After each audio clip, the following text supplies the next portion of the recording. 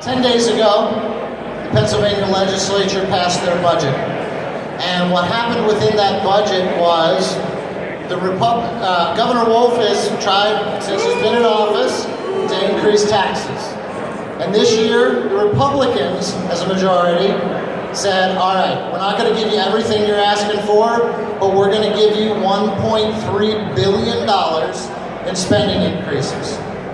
And what ended up happening within that was a little component of $13 million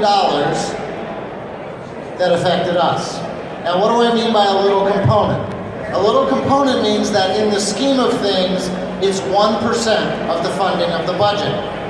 To those of us that vape in this state, it is a lot more than that 1%. Here's what the law says.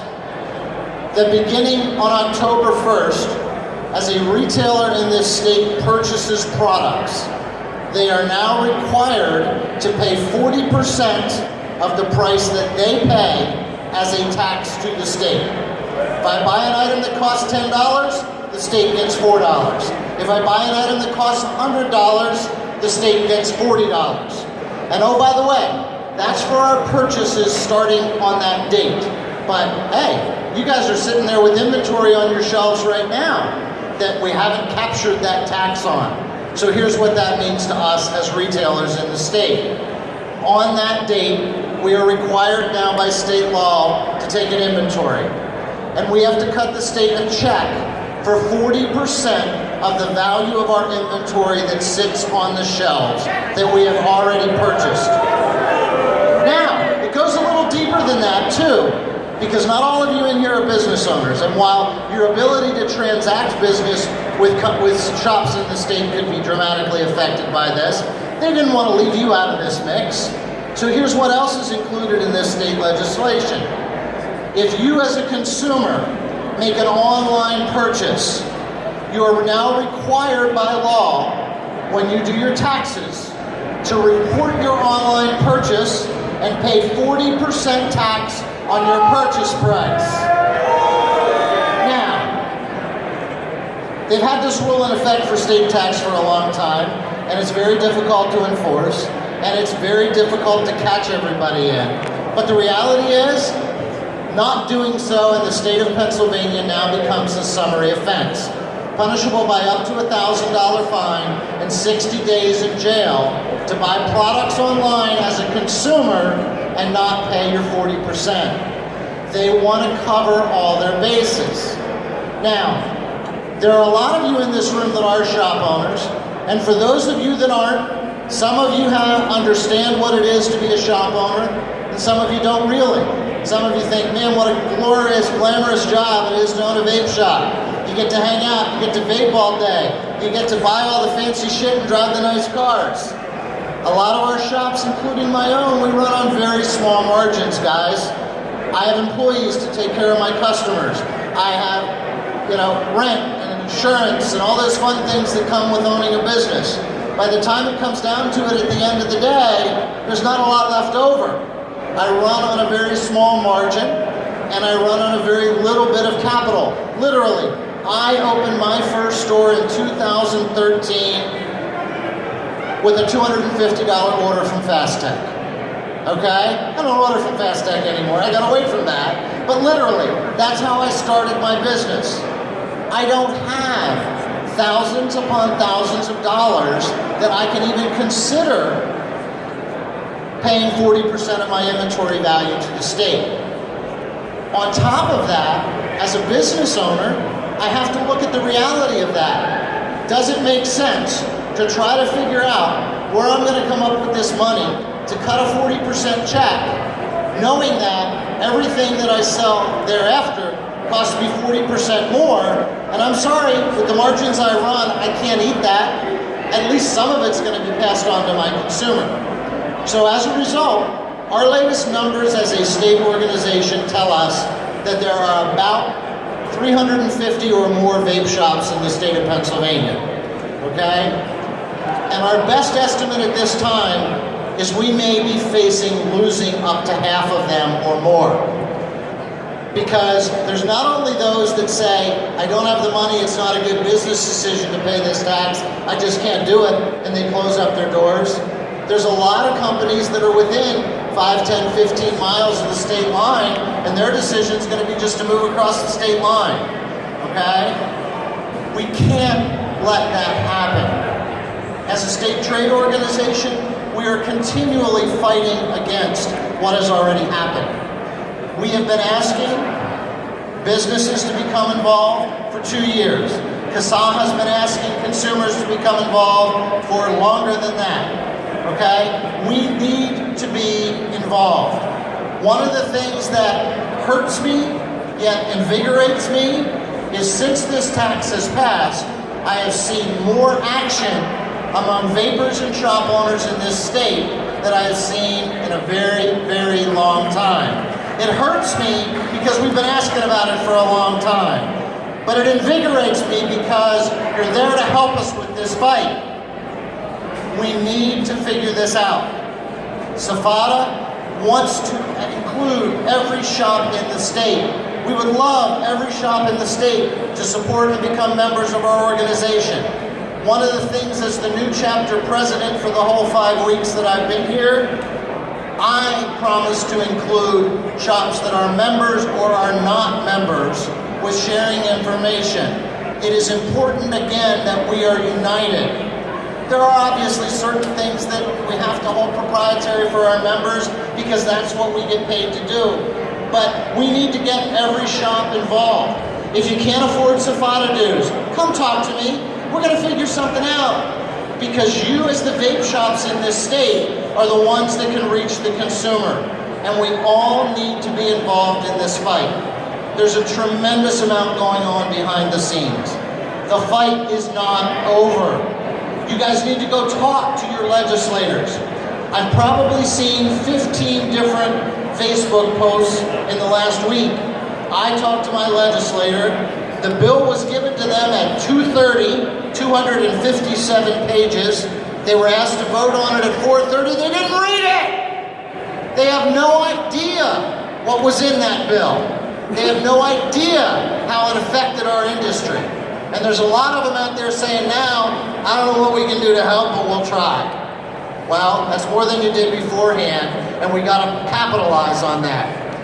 Our state trade organization employs a full-time lobbyist in Harrisburg to talk to these people, to get them on our side. We continue to talk to the Department of Revenue that's having nightmares implementing this the way that it's written. We continue to talk to those that have the potential of possibly making a change to make this a per milliliter tax instead of a 40% wholesale tax. What does that mean to the shop owners? If it becomes a per milliliter tax, it now becomes a retail tax that we collect at the time the product is sold. That eliminates the 40% on what's sitting on our shelves. That gives a lot better opportunity for shops in this state to survive this. Yes, it may mean as consumers, you're paying more for your liquid. But one thing I want you guys to understand as consumers, a lot of you get it, some of you don't. If Pennsylvania passes this and all of a sudden my prices go up, I'll just go online. Guys, we can't have that attitude. If we as shop owners want to continue to put it all on the line so that we can continue to provide products for you, you have to support your local vape shop. Support shops that support advocacy. Let me add to that really quickly here. Where do you think the majority of smokers, which is why I do what I do, you guys are vapors and you come and you appreciate these events, and I appreciate you coming to them and supporting the vendors who showed up. I want to get smokers. Because the more smokers we can convert, the more base we have to fight the government on the state and local level and federal level. Where do you think they go? Vape shops. That's where they go. And if there's less of those available for them to go in and try products and try e-liquids, we're not going to convert as many people. And they're going to continue to live a smoking lifestyle and die early from it. If we have an opportunity to change that, why wouldn't we? So please get involved even from the consumer level. And that's why I'm going to pass this over to Alex really quickly here from CASA. He's going to tell you what you can do, from the consumer level in Pennsylvania, what you should be doing now and what you should be doing over the coming weeks. Thanks, Kevin. I was actually just standing here thinking about what Dave was saying and something that we had talked about, and just to kind of dovetail off of something that he said. Quick survey, how many people here are not from Pennsylvania? There are 4 other states that apparently we know of that are looking at this tax language. 9? Okay, it's worse than I thought. It's 9 other states. It might as well be 46, right? 49. Math. So, you know, there's a lot of conversation going on. There's a lot of focus right now on the FDA deeming regulations. And I think Bill is going to want to talk about that very shortly. So I'll let him handle that. But one of the things that everybody needs to take away from this event, from what we're seeing happening in Pennsylvania, from what we're seeing happening in Allegheny County, is to not lose focus on your state and local lawmakers. They are still working hard to regulate these products and make it less accessible, less enjoyable, and more expensive. They've got 2 years before the FDA rips things off the market. We're even speculating it could be sooner before we start seeing a lot of the industry disappear. But still, in that interim, they can still argue that the FDA isn't regulating these products enough. So at the state and local level, we need everybody paying attention. Get connected with your city councils, develop those relationships. Walk past your city hall, find out when the next hearing is, monitor their websites, find out what's going on. I'm sure you guys have done enough to find out what's going on. You should probably be addressing this as well, but Steel City Vapors people who have been working hard to engage people in Allegheny County and get them out to this hearing and get them to write letters. Did I answer any questions? We'll take questions in just a minute, but I think it's important. I read recently, within the last week, I read somewhere on Facebook where a group of people went to their local representative office and they were asking them, why did you pass this 40% tax? Do you realize what you're going to do to the industry in Pennsylvania? The representative wasn't in, but they spoke to their senior staffers and they told them, you are literally the first people to come and talk to us about this. We had no idea it was even an issue to vapers. And that's the kind of problem that we're facing from shops and from the biggest problem that I see from shops and consumers is complacency. Everyone thinks somebody else is going to do it. If the representatives, and I'm sure Larry, as being a representative, state representative in West Virginia, can verify this, if you don't know what your constituents want, how can you do what they want you to do? You have to go in and talk to these folks. You have to. They represent you, ladies and gentlemen. This is the United States of America. It's a representative form of government. They work for us. We don't work for them. Okay? We give them the opportunity to serve at our pleasure. And if they don't do what you want them to do, and you're a registered voter, get their asses out. We're going to let Bill Gottschalk, he's going to do some clarification for just a few seconds on some stuff for the PA. And then we're going to talk a little bit about the FDA deeming regulations, because not only do we have the state of Pennsylvania and other states trying to screw us from every angle, Uncle Sam's trying to as well. So hold on one second. If you're from Pennsylvania and a vapor, I would urge you, any vapors, you really need to start thinking of stocking up, because prohibition is about to occur. Is it going to occur? FDA prohibition. All vapor products will be banned on August 8, 2018. That's 2 years from now. But the problem is even worse, because August 8th of this year, 2 weeks from now, it's going to be illegal to manufacture a new vapor product that wasn't already on the market August 8th. And the problem is that the FDA has already interpreted this to mean that if you're getting house e-juice from your local vape shop, FDA may say to that vape shop owner on August 9th, you cannot sell this anymore because we've determined that this is a newly manufactured product that was not on the market the day before. And so everybody needs to start thinking about this, and even they determined FDA may go after vape shops for some of what they do every day, building coils and certain, mixing components, packaging. labeling anything. You are a manufacturer then.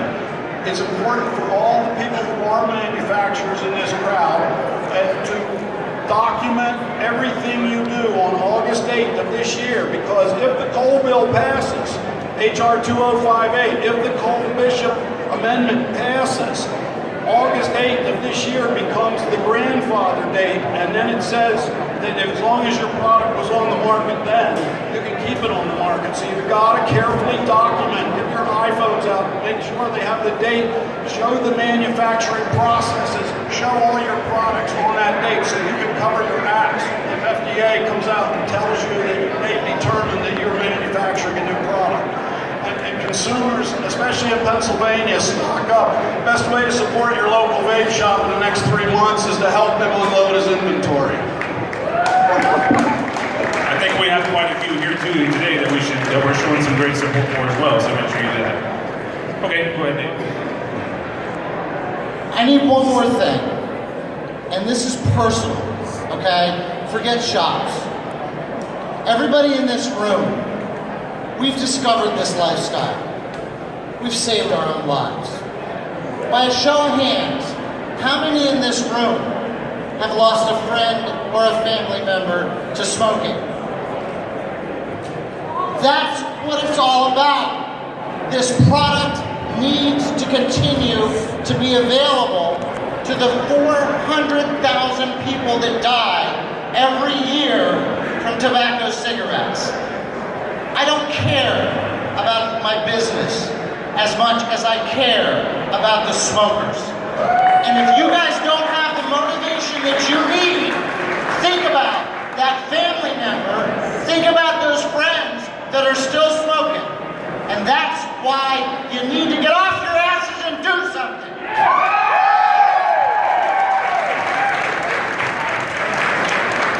Well said, Dave. Very well said. So Phil, if you want to come up front here, we're going to take some questions, and since I can't pass